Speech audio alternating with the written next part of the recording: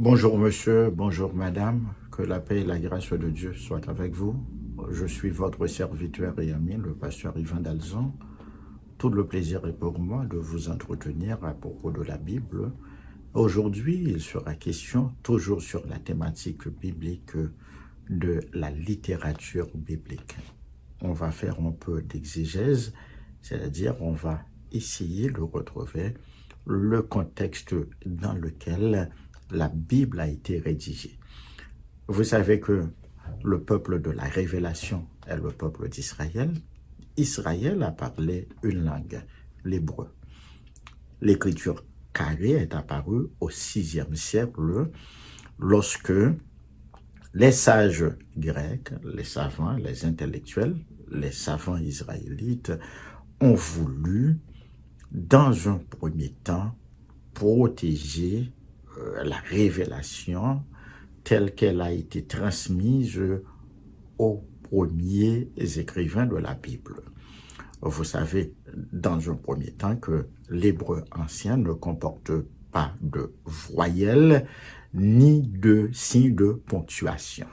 Dès lors, il a été possible à quiconque d'altérer le message. Donc, c'est pour protéger la révélation, le texte des altérations quelconques, que l'on a bien été obligé d'introduire les voyelles et les signes de ponctuation, et cela a été fait au VIe siècle avant Jésus-Christ. Ensuite, vous allez voir que la Bible a été écrite aussi, après la langue hébreu, en langue araméenne, en langue aramique. Pourquoi? Parce que avec la déportation, avec la domination assyrienne, la déportation à Babylone et dans le royaume de Perse, la langue de l'époque, la langue internationale à cette époque était l'araméen. Donc, Israël a dû composer avec l'araméen, et voilà pourquoi l'Ancien Testament recèle pas mal d'expressions araméennes, et même dans le Nouveau Testament. Et puis, on peut lire tout un pan du livre de Daniel, à partir du chapitre 2 jusqu'au chapitre 7, a été écrite en araméen. Et puis, vous savez pertinemment que le Nouveau Testament a été écrit en grec. Vous n'êtes pas sans savoir que la première traduction biblique, ou encore la traduction vétérotestamentaire, a été faite en grec, et cette version est appelée la Septante, du nom des 70 intellectuels juifs réunis à Alexandrie et qui ont traduit tout l'Ancien Testament en grec. Laissez-moi vous dire que le koiné, le grec populaire, était parlé en Palestine au temps de Jésus-Christ. Qu'est-ce qu'il nous faut savoir d'autre? En interprétant la Bible, on doit tenir compte du cadre géopolitique ou encore du cadre spatio-temporel dans lequel le peuple et les écrivains ont évolué. Donc, il nous faut faire un voyage intellectuel. Ce voyage nous emmène dans le pays de Canaan, et puis on a voyagé des steppes du croissant fertile pour aller en Égypte. On est revenu d'Égypte, on a traversé le désert, puis on s'est installé encore dans le pays de Canaan, avant que, lors de la scission, le peuple ne parte en exil, exil assyrien, en l'an 722 avant Jésus-Christ, exil babylonien qui a commencé en 605, 586, 582, 581. Et puis le peuple est revenu en Palestine. On doit savoir aussi que à l'époque où notre Seigneur et Sauveur Jésus-Christ a pris naissance, Israël était occupé par l'Empire romain, par les Romains. Donc, à partir d'une oralité de l'écriture, s'il nous faut faire une sociologie de l'écriture, on va comprendre avec les échauffourées, on va comprendre les mouvements de population, les flux migratoires et aussi le contexte sociologique, géographique, politique dans lequel les écrivains ont évolué. Vous savez que l'homme est le produit de son milieu. Vous savez aussi que la littérature, c'est le fidèle miroir des civilisations d'un peuple donné. Donc, toute bonne interprétation de la Bible doit faire ce travail intellectuel que l'on appelle exégèse, ou encore ce travail herméneutique, en ce sens transposer le message biblique à notre époque actuelle.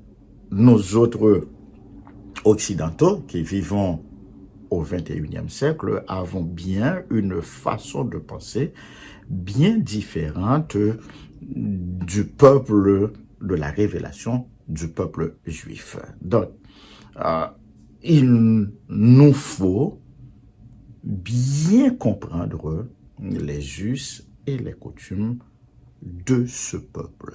Vous savez que Dieu a transmis son message à Israël. Il s'est servi de prêtres humains. Ils sont au nombre de 40, lesquels ont, dans un premier temps, adressé leur message à un peuple, à des groupes bien déterminés. Le travail de l'interprète biblique, c'est de cerner ce que l'écrivain a voulu dire dans un premier temps. Et ce que les auditeurs ou encore les récepteurs de ce message ont compris avant de l'appliquer dans notre vécu à nous. Et c'est important de comprendre la grande variété des écrivains. Vous savez que chacun a son style, le style c'est l'homme. On a dit que l'écriture, la langue hébraïque, la langue des Hébreux, c'est une langue savante. Pourquoi? Parce que initialement, les premiers écrivains, Moïse, par exemple, a été un intellectuel de belle eau. Il a été élevé dans toute la sagesse des Égyptiens. Il était préposé à remplacer Pharaon. Donc, étant le doctrinaire, le fondateur de la nation d'Israël, et Dieu a voulu faire d'Israël une nation élite. Vous savez que un peuple n'est pas supérieur à ses lois. Et Dieu a donné à Israël des lois supérieures parce que justement, dans la pensée divine, Israël est son premier-né, un peuple élitique. C'est assez intéressant. Non seulement il y a eu des hommes d'État de la trempe de Moïse, on doit se rappeler aussi Daniel. Daniel a travaillé sous Nebuchadnezzar. Il a travaillé sous Darius, sous Belshazzar, et vice-versa. Et on peut aussi considérer Néhémie, c'était un homme d'État, il était eunuque du roi.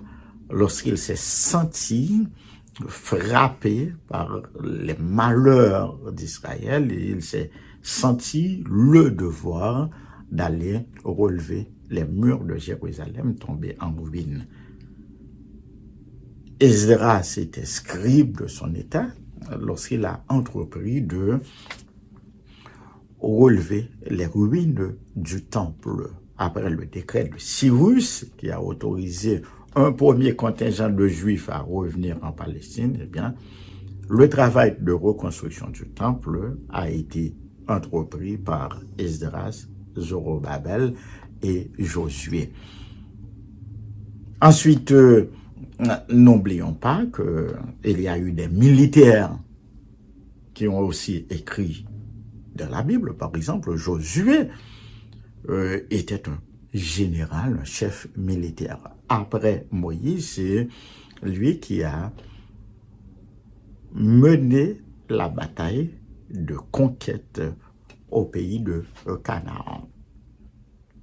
Parmi les écrivains bibliques, on a compté des bergers. Amos était berger, des pêcheurs comme Jean, Jacques et Pierre, ils étaient pêcheurs. Ensuite, il y a eu des prophètes. Ésaïe est appelé le prince des prophètes. Vous savez que le roi Osias était son cousin, donc il était de sang royal. Et on a dit que dans toute la Bible, le livre d'Ésaïe, à part le livre des Psaumes qui est une collection de rouleaux, le livre d'Ésaïe, le livre du prophète Ésaïe, est le livre le plus volumineux, non seulement en contenu, mais aussi le langage du livre est le plus relevé, d'un point de vue lexical. Donc c'est assez intéressant de comprendre que l'on n'interprète pas les livres de la loi, un texte de la loi, de la même manière qu'on interprète un texte historique. On n'interprète pas l'histoire de la même manière qu'on interprète un essai philosophique. Par exemple, le livre de Job, c'est un essai philosophique en ce sens qu'il traite du problème de la souffrance. La grande question du livre de Job, c'est pourquoi un innocent souffre-t-il? N'est-ce pas? À côté du livre de Job, il y a les maximes. Les maximes, le livre des Proverbes, c'est un livre de maximes. Il y a un essai encore assez intéressant que je prends moi-même personnellement plaisir à lire, c'est le livre de l'Ecclésiaste. Vanitas vanitatum et omnia vanitas, vanité des vanités, tout est vanité. C'est assez intéressant de comprendre qu'il y a aussi des nouvelles. Les nouvelles, ce sont de petits romans, des récits qui comportent une intrigue avec un dénouement heureux. Par exemple, Ruth est une nouvelle. Esther également est une nouvelle. À côté des nouvelles, il y a le genre théâtral. Le Cantique des Cantiques de Salomon, la belle histoire entre Salomon et la Sunamite. C'est un genre théâtral. Salomon a comme protagoniste la Sulamite. Malgré les avances de Salomon, la Sulamite est restée fidèle à son fiancé qui est absent, et c'est symbolique de l'histoire de l'Église qui vit dans ce monde malgré les avances de Satan. Eh bien, l'Église aime Jésus-Christ sans le voir encore et l'Église reste sourde aux sirènes du monde. C'est extraordinaire. Ensuite, j'aimerais vous faire comprendre que l'on n'interprète pas la prophétie biblique de manière littérale. Les textes prophétiques ont un sens actuel. Ils ont aussi une signification ou une application à venir pour la plupart. Lorsqu'on étudie la prophétie, il nous faut premièrement nous dire ce que le texte dit sur Dieu, ce que le texte dit sur Israël, ce que le texte dit sur les nations. Les nations sont considérées par rapport à leur relation avec Israël. Qu'est-ce que la prophétie dit sur le Messie, le royaume messianique, le jugement? À ne pas oublier que la Bible s'interprète elle-même. Un texte biblique éclaire un autre texte. Voilà pourquoi, dans le rapport Ancien Testament et Nouveau Testament, on a dit que l'Ancien Testament avait caché le Nouveau Testament et le Nouveau Testament a révélé l'Ancien. On a souvent dit que le Nouveau Testament est une explication de l'Ancien Testament, en ce sens que l'Ancien Testament a été l'ombre des choses à venir, mais la réalité est dans le Nouveau Testament avec la venue, l'incarnation du Fils de Dieu, notre Seigneur et Sauveur Jésus-Christ. Je récapitule. Donc, il y a divers genres littéraires dans la Bible. Il y a le Pentateuque, ou la loi. Il nous faut remarquer le caractère injonctif des textes de loi. Exemple, en Exode chapitre 20, « Je suis l'Éternel ton Dieu, qui t'ai fait sortir du pays d'Égypte, de la maison de servitude de Pharaon. » Ça, c'est le préambule. « Tu n'auras pas d'autre Dieu devant ma face. Tu ne te feras point d'image taillée, ni de représentation de choses quelconques qui sont en haut dans les cieux, ni en bas sur la terre. Tu travailleras 6 jours, mais le 7e jour, c'est le jour du repos de l'Éternel. Tu le sanctifieras. Tu ne tueras point. Tu ne porteras point de faux témoignages. Tu ne calomnieras point. Tu ne voleras point. » Caractère injonctif. Et on a dit que les alliances contractées dans la Genèse, au livre de l'Exode, les Nombres, le Lévitique et le Deutéronome, les alliances bibliques ont été écrites sous la forme des alliances antiques, pour la simple et bonne raison que Moïse était familier avec ces textes, il était contemporain de la plupart des codes de loi de son époque dans le bassin du croissant fertile. Je disais qu'il y a 12 livres d'histoire. Les livres d'histoire dans l'Ancien Testament racontent l'entrée du peuple israélite au pays de Canaan jusqu'à leur retour de l'exil à Babylone. Donc les livres d'histoire, on les compte depuis Josué jusqu'à Esther et c'est assez intéressant. Souvent on s'est demandé pourquoi le livre de Josué raconte tant de violence. Pourquoi des peuples ont-ils été dévoués par interdit?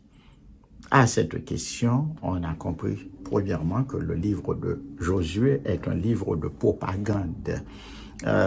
Il a été écrit, bien sûr, inspiré par Dieu en vue de répondre aux autres récits des peuples au pays de Canaan.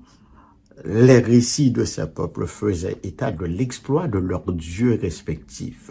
Donc, pour donner réponse à ces peuples et montrer au peuple la grandeur du Dieu d'Israël, qui est le Dieu tout-puissant, le Dieu souverain, il est bien entendu normal que le peuple est un ouvrage de référence pour raconter, pour témoigner à son tour la miséricorde, la grandeur de leur Dieu, le Dieu du ciel, le Seigneur du ciel et de la terre, le Dieu d'Israël, le Dieu d'Abraham, d'Isaac et de Jacob, le Dieu de l'Alliance. La poésie, pourquoi des livres comme Job qui traitent de sujets aussi graves ont-ils emprunté un langage choisi? La poésie, c'est une forme de langage, une manière élégante d'exprimer sa pensée. Eh bien, c'est encore à la manière des textes anciens qui traitaient de sujets graves, de sujets profonds, sous une forme poétique. Là encore, c'est assez intéressant et vous savez que les psaumes ont pris naissance à partir du temps des rois avec David et puis la tradition s'est perpétuée. Après David, on a bien nommé un chef des chantres, par exemple Asaph, qui a composé pas mal de psaumes. Vous savez que le premier psaume, ou encore le psaume le plus ancien, a été écrit par Moïse. C'est le psaume 90. Dans le Nouveau Testament, on doit lier connaissance aux biographies. Il y a 4 récits biographiques, lesquels sont Matthieu, Marc, Luc et Jean. 4 récits pour présenter la personne et l'œuvre de notre Seigneur et Sauveur Jésus-Christ dans l'espace de 3 années. 3 années qui correspondent à son exercice ministériel sur la terre. Pourquoi 4 récits? C'est parce que chacun des évangélistes s'est intéressé à un faciès de notre Seigneur et Sauveur Jésus. Pour Matthieu, Jésus était le roi. Pour Marc, Jésus était le serviteur. Pour Luc, Jésus était un fils d'homme, le fils de l'homme, qui est un titre messianique. Et ensuite, pour Jean, Jésus, c'était le fils de Dieu, et qui dit fils de Dieu, dit Dieu. Aux lettres, il y a eu un livre d'histoire dans le Nouveau Testament, c'est le livre des Actes des Apôtres, et puis 21 lettres. Les lettres, vous savez que ce sont des correspondances que les apôtres, les disciples du Seigneur, ont entretenues avec les églises qui ont été essaimées de par le monde, de par le Moyen-Orient, en Europe, en Afrique. Il y a le caractère transcendantal de l'Évangile et c'est assez intéressant. Les lettres, on les a définies comme un dialogue avec une personne absente. On sait aussi que la révélation avec les lettres a pris une forme personnelle et c'est important de le signaler en ce sens que dans le Nouveau Testament, dans l'Ancien Testament, on a vu l'institution d'une religion, le judaïsme. Il faut faire ceci, il faut observer les commandements, il faut faire ceci. Et celui qui mettra en pratique toutes ces lois vivra par elles. Ça, c'est la religion. Tandis que, dans le Nouveau Testament, on est passé du stade de religion à une relation interpersonnelle. Voilà pourquoi je me plais à répéter ce que vous savez peut-être sans doute, que le christianisme n'est pas une religion, c'est la relation avec personne, une relation personnelle avec Dieu. On est passé du cadre du Dieu colérique de l'Ancien Testament, du Dieu vengeur, du Dieu lointain, à un Dieu qui est proche de nous, un Dieu de proximité. Et Jésus-Christ nous a appris à prier ce Dieu souverain du ciel et de la terre en tant que Père. nous voilà embarqués dans une relation de père à fils. Je tue. Et c'est mis en exergue dans les 21 lettres du Nouveau Testament. Les lettres ont été écrites dans le but de fixer la révélation biblique, dans le but de protéger les doctrines ou encore l'orthodoxie de la foi chrétienne contre les altérations. Et c'est important en vue elles ont été écrites en vue de donner à toutes les églises un même corpus doctrinal. Ce que je crois en Haïti est la même foi qui est véhiculée aux États-Unis, en Europe et en Israël. Et ceci, c'est la merveille de l'Écriture, c'est le miracle de la révélation. Heureusement que Dieu a veillé au grain pour protéger sa parole. Et en dernier lieu, il y a la prophétie biblique. Il y a 17 livres prophétiques dans l'Ancien Testament et un livre prophétique du Nouveau Testament, c'est le livre de la Révélation. La prophétie comprend une bonne part de la révélation biblique. On en a parlé dans l'Ancien Testament, on en a parlé déjà, mais laissez-moi vous dire que il y a les apocalypses de l'Ancien et du Nouveau Testament qui contiennent une part de prophétie non moins négligeable. Par exemple, il y a le livre de Daniel avec la graphe de l'histoire d'Israël, ce qu'il adviendra dans la suite des temps, les 70 semaines de Daniel. Et dans le livre de la Révélation, le dernier livre, il est question de la chute de Babylone, il est question de la grande tribulation, il est question également de la victoire de Dieu sur Satan qui viendra sceller en fin de compte la tragédie humaine sur cette terre.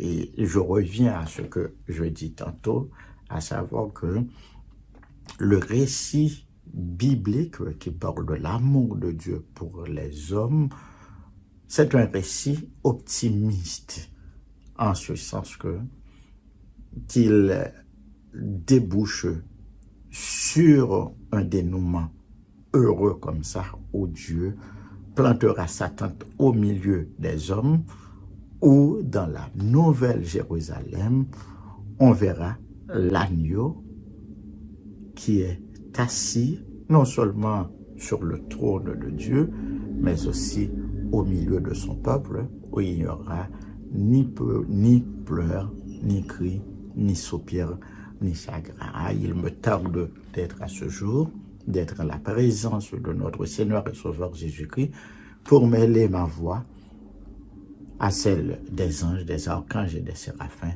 dans un Alléluia éternel. Qu'il en soit ainsi pour vous.